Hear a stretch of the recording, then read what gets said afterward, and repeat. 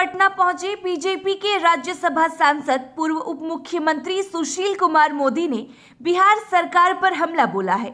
दरअसल आज मुख्यमंत्री नीतीश कुमार ने उर्दू शिक्षकों को नियुक्ति पत्र बांटी है, जिसको लेकर बीजेपी नेता ने कहा कि जितनी भी बहाली की प्रक्रिया पूरी हुई है और सरकार आज नियुक्ति पत्र वितरण कर रही है, यह सभी बहालियां एनडीए शासनकाल में ही हुआ था। आज नौजवानों की आंख में धूल झोंकने के लिए मुख्यमंत्री नियुक्ति पत्र बांट रहे हैं, लेकिन बिहार के नौजवान सब समझते हैं। बीजेपी नेता ने कहा कि सरकार ने 20 लाख सरकारी नौकरी का वादा किया था, ना कि रोजगार का। वहीं 2 सीटों पर हो रहे उपचुनाव को लेकर सुशील कुमार मोदी ने दावा किया कि दोनों सीटों पर बीजेपी के प्रत्याशी ही चुनाव जीतेंगे। मोकामा में चुनाव के दौरान हल्की झड़प को लेकर सुशील कुमार मोदी ने कहा कि आरजेडी के लोग चुनाव में अराजकता फैलाने की कोशिश शुरू से ही करते आए हैं। आज भी जो झड़प हुई है उसमें बिहार सरकार के मंत्री एवं राजद विधायक सुरेंद्र यादव चुनाव के वक्त मोकामा टॉल इलाके में देखे गए। विरोध करने पर उनके लोगों ने पत्थरबाजी की। सुशील कुमार मोदी ने एक बार फिर दावा किया है। उन्होंने कहा कि जेडीयू भले ही लाख दावे कर ले, लेकिन आने वाले दिनों में जेडीयू का विलय आरजेडी में होना ही है। इसलिए देखिए, जनता को धोखा दे रहे हैं, लेकिन बिहार के नौजवान धोखे में नहीं आने वाले हैं।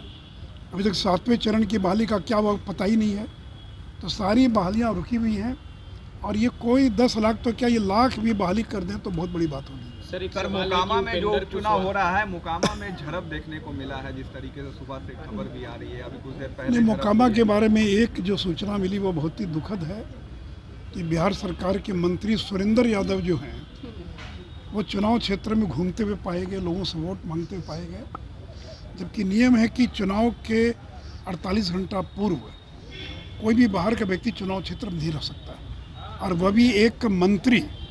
तो सुरेंद्र यादव का इतिहास बूथ लूटने का रहा है। इसके पहले भी इन्होंने ये बूथ लूटते रहे, बेला में हो या गया के अंदर, तो फिर इनको लगता है कि पुराने दिन लौट कर आ गए। लेकिन देखिए, ये लाख जतन कर लें, सरकारी मशीनरी का दुरुपयोग कर लें, हेलीकॉप्टर से घूमकर प्रचार करें, दोनों क्षेत्र में जो अभी तक की रिपोर्ट हम लोग को मिल रही है, भारतीय जनता पार्टी गोपालगंज और मोकामा दोनों जगह इतिहास रचने जा रही है। गोपालगंज में 5वीं बार चुनाव जीतेंगे, और मोकामा के अंदर जो लोगों को लगता था कि छोटे सरकार कभी हार नहीं सकते हैं, इसलिए इस बार छोटे सरकार भी चुनाव हार जाएंगे, उनकी पत्नी चुनाव हार जाएगी और वहाँ पर कमल खिलेगा। उपेंद्र कुशवाहा ने दावा किया है कि बीजेपी के कई एमएलए संपर्क में हैं, कई एमएलए जेडीयू के संपर्क में कैसे देखती हैं? देखिए, मैं तो, आप अगर कहिए तो मैं एफिडेविट करने के लिए तैयार हूँ या रजिस्ट्री करने के लिए तैयार हूँ कि आज न कल दोनों पार्टी का मर्जर होगा। अगर मर्जर नहीं हो, अगर होने की बात होती तो राष्ट्रीय जनता दल की राष्ट्रीय कार्यकारिणी ने तेजस्वी यादव को क्यों अधिकृत किया कि अगर चुनाव चिन्ह बदलने की आवश्यकता हो या पार्टी का नाम बदलने की आवश्यकता हो तो कार्यकारिणी की बैठक बुलाने की आवश्यकता नहीं है, अधिकृत कर दिया गया Lalu Yadav. Perfection IAS, UPSE और BPSC फाउंडेशन क्लासेस के लिए समर्पित संस्थान। यहाँ आपको UPSE selected and interview appeared faculties द्वारा गाइड किया जाता है। Separate batches for Hindi and English medium. 65वीं और 64वीं BPSC एग्जाम में 69 और 107 रिजल्ट्स एवं 66वीं BPSC एग्जाम में 131 रिजल्ट्स हासिल किया है परफेक्शन IAS टीम ने। परफेक्शन IAS, कुमार टार, बोरिंग रोड, पटना। तो ये देखिए, वो लाख खंडन करें, लेकिन आज न कल जनता दल का विलय अवश्यंभावी है। उसे मैंने तो कहा विलय या विलीन। अगर जनता दल का विलय नहीं हुआ तो वो विलीन हो जाएंगे, वो पार्टी इतिहास के पन्नों में सिमट जाएगी। इसलिए उनके पास दूसरा कोई विकल्प नहीं है। आज न कल जो जगता बाबू ने कहा कि वो नई पार्टी बनाकर तेजस्वी को बिहार की गद्दी सौंपेंगे और खुद देश की राजनीति करने चले जाएंगे। इसलिए मैंने कहा कि आप कहिए तो मैं रजिस्ट्री करने के लिए तैयार हूँ, मैं एफिडेविट करने के लिए तैयार हूँ। आज न कल ये होने वाला, ये होगा। उनका तो प्रयास था कि समाजवादी पार्टी जो उत्तर प्रदेश की पार्टी है उसका भी विलय हो जाए।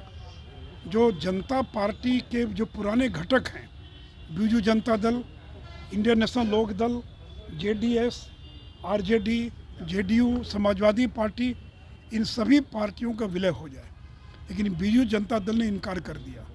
जेडीएस जो वो केसीआर के साथ चली गई, उसको इस विलय में कोई फ़ायदा दिखाई नहीं पड़ता है। समाजवादी पार्टी की भी संभावना नहीं है कि वो इसमें आएगी, क्योंकि उनको लगता है कि इस विलय में आने से उनको कोई लाभ नहीं है। और नीतीश जी भूल गए कि 2015 में भी उन्होंने विलय का प्रयास किया था। नीतीश जी बताएं कि मुलायम सिंह यादव के साथ उनकी क्या बातचीत हुई थी। मुलायम सिंह यादव को नई पार्टी समाजवादी पार्टी का अध्यक्ष बनाकर और जनता दलों के विलय का निर्णय हुआ था कि नहीं हुआ था, लेकिन संपत्ति के बंटवारे को लेकर उस समय की वार्ता टूट गई थी। इसलिए आज न कल बाकी दलों का विलय हो ना हो, लेकिन आरजेडी और जेडीयू का विलय ये अवश्यंभावी है। इसे नोट कर लीजिए, लिख लीजिए, लाख। उनको क्या मालूम है, जो लोग बोल रहे हैं उनको मालूम है क्या? उनको ये भी मालूम था क्या कि गठबंधन आरजेडी के साथ होने जा रहा है? तो इसीलिए ये आज न कल ये विलय होगा, और नहीं विलय होगा तो पार्टी विलीन हो जाएगी। इसलिए विलय या विलीन, यही दो विकल्प है नीतीश कुमार के सामने।